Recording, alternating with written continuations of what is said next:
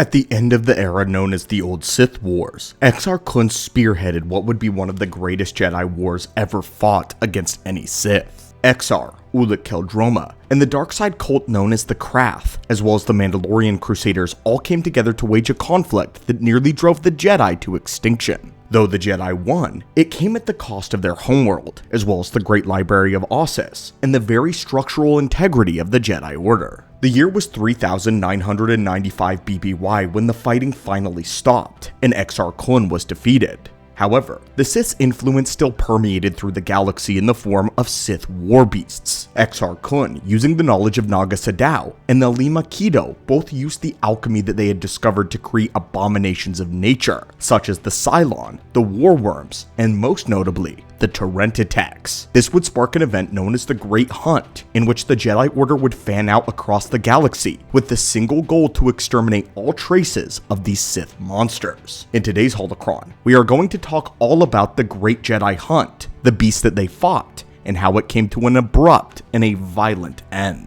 The Great Hunt was organized by the Jedi Council of this year, just 1 year after the ending of the Great Sith War. Though the Jedi Order was considerably weaker, they could not allow the creatures that Exar Kun and his followers had created to be left alive and wreak havoc. Monsters empowered by the dark side were a threat to anyone and everyone, especially those that could use the Force. We've talked extensively about the Terminus on the channel before, but they were essentially smaller versions of the Rancor, with larger claws and jaws, spikes all over their back, and 2 tusks on either side of their mouth. They secreted a deadly venom, were resistant to the Force, and fed on the blood of Force sensitives. While under the control of the Sith, these creatures were used as both defensive measures to their tombs and hordes, as well as attack units to be unleashed on the battlefield. Once Exar Kun was killed though, the Terminus were essentially roaming free without anyone keeping them in check. They were killing essentially anything that they came across, and it was the duty of the Jedi to put an end to this. The other notable abomination was known as the War Worm. These creatures date all the way back to the 12 Dark Jedi, as well as Sorza's Sin. It is believed that this Dark Jedi is the one that created them. This tradition would later be carried on most famously by Naga Sadow, who kept a War Worm in his temple on Yavin 4, which of course, this would end up contributing to Exar Kun's fall to the dark side. The War Worms were giant serpent-like creatures with spikes across the length of their back. They had huge fanged teeth, and at the smallest, they were the size of an average building. But at the largest, they could reach the length of the tallest Coruscant spire. But despite their size, they were also incredibly nimble, even deadly enough that Exar Kun took great care when approaching them. Interestingly, the War Worms actually served little purpose in the Sith Empire, as they had been a side effect in Sith alchemy. Alchemy had altered the bodies of the asteroid-dwelling exogorths, which were the large similar to the one in Empire. They almost ate the Millennium Falcon. But one of the most horrific of these Sith beasts was known as the Cylon. It's difficult to describe exactly what these things were, as we only see part of them in a single comic book appearance. Our only appearance of the Cylon comes from Star Wars Tales number 1, Life, Death, and the Living Force. In this issue, a Padawan Obi-Wan Kenobi and a Jedi Master Qui-Gon Jinn come across a slumbering beast on the world of Arua. Qui-Gon believed that it had been the will of the Force for them to find one of the last remaining Sith war beasts, since its very existence was an affront to the living Force. The monsters are aggressive and bloodthirsty. They are living in constant pain. Their bodies have been twisted beyond what is natural. The Cylons resemble Sarlaccs and live in large earthen structures. They are gargantuan mass mouths and tentacles, no apparent coherency to their biology, and unfortunately, this Sith war beast is one that we know the least about. But while these war beasts were a problem, the Terminus was a new level threat entirely. The War Worms never really ventured out where they were originally placed, and the Cylon were apparently very easy to kill despite their appearance. Qui-Gon and the young Obi-Wan were able to take one out rather quickly, and didn't even seem all that tired. It was the Terminus, though, that terrorized the galaxy. They posed the most threat directly to the Jedi Order.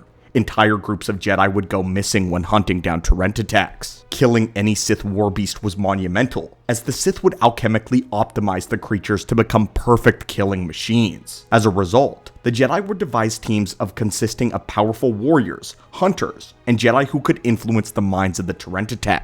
Coordinated attacks. Using this method, the Jedi would go on for the Great Hunt, and the hunt would last around 3 years. Over this hunt, the Jedi would cleanse the worlds of Tython, Onderon, Yavin 4, Kashyyyk, Tatooine, and even Korriban. While this resulted in the near total extinction of the Terrentitekks, the Great Hunt was not entirely successful, as it diminished and dwindled away Jedi resources drastically. The hunts of Kashyyyk and Korriban were complete failures, and many Jedi were killed in the ensuing battle. This specific event would mark the official end of the Great Hunt, as it was told to us in Star Wars Tales number 23. The story focuses on a team of well-accomplished Jedi, including a Twi'lek by the name of Gunhan Serish, a noble Jedi who was staunchly believing in the Jedi way and held strict to the code, one who was willing to do literally anything to serve the cause. Instead of choosing a lightsaber, the Twi'lek Jedi was one of the few that only wielded a Force-imbued sword, and even used a bow. Shayla Nur was another Jedi, the apprentice of the famous Jedi Master, Ud Banar, and the wielder of the Solari Kyber Crystal. The Solari was known to only function of those that were pure of spirit, and devoted to the light side.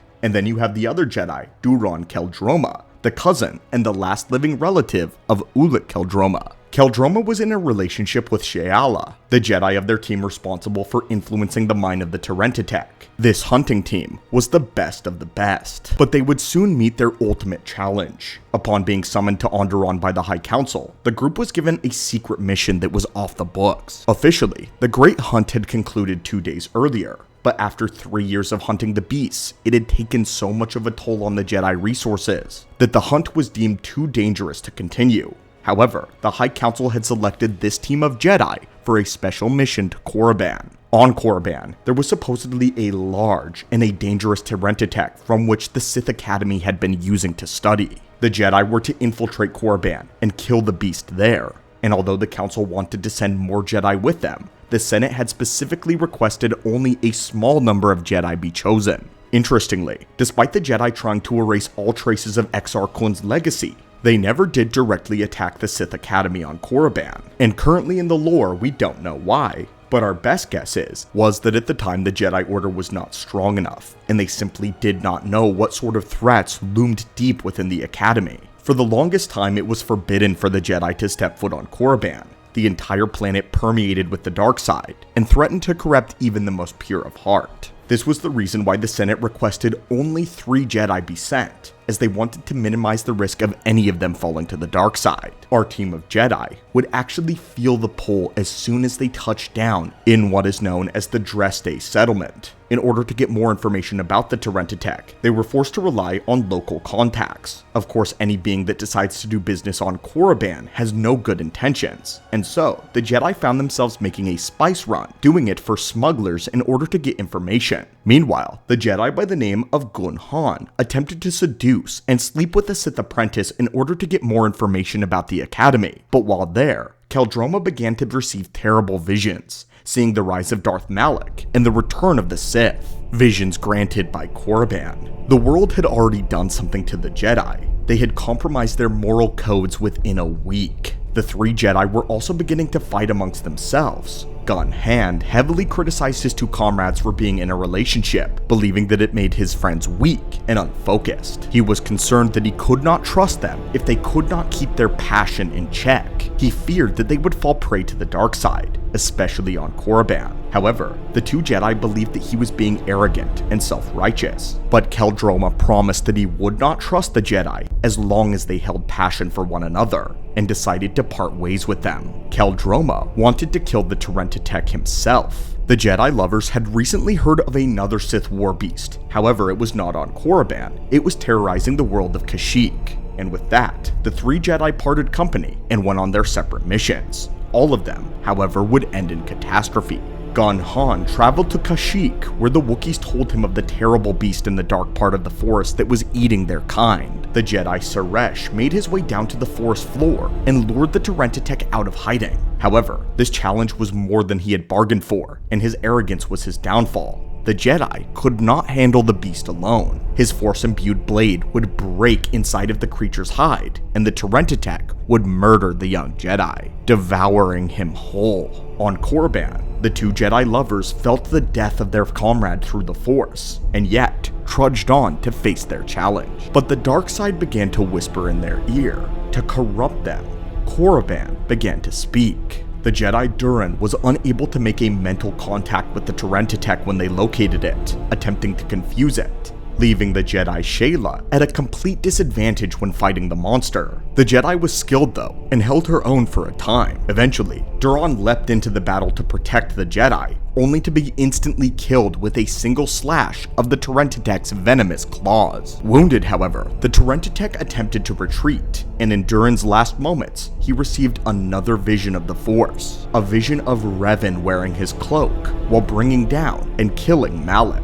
But the Jedi, overcome with grief after losing her lover, Shayla gave into the dark side, as she vowed to murder the beast. Shayla no longer cared for the Jedi or the Sith, or even the light or the dark, or even the Great Hunt. She wanted revenge. But as she stepped into the lair of the Terminus, the Solari crystal inside of her lightsaber began to turn against her, sensing that Shayla had betrayed the light. In the dying light of her dimming lightsaber, Shayla saw that behind the wounded Terminus was a much larger one of the biggest in recorded history, emerging from the shadows. And here, the story of Shayla comes to an end. The three Jedi had all been right about one another. Their arrogance, their passion was their undoing. But the redeemed Revan would finish this mission, looking for star maps. Revan would find all of the skeletal remains of these Jedi on his adventure. Revan would even collect the cloak of Keldroma and would kill the Terminus on both Korriban and Kashyyyk. In a way, Revan was the fulfiller of the Great Hunt and would bring a conclusion to this chapter in Star Wars history, one of the darkest indeed.